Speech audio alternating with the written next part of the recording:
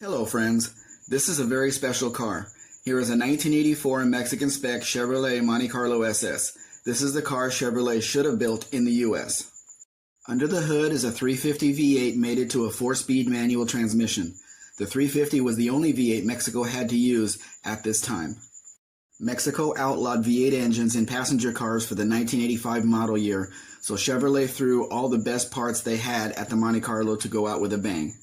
This model came in white and this dark blue. The checkerboard wheels came standard on this car. While this car has a rear spoiler, from the Mexican factory the car had no rear spoiler.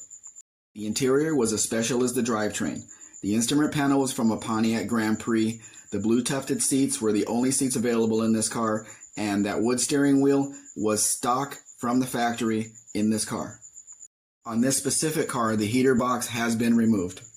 It has wider tires out back for more meat on the ground.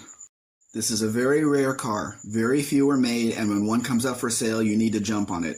It can be years before another one comes up for sale.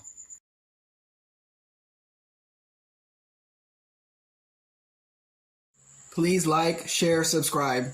Actually, subscribe first, then do the rest. Have a great day.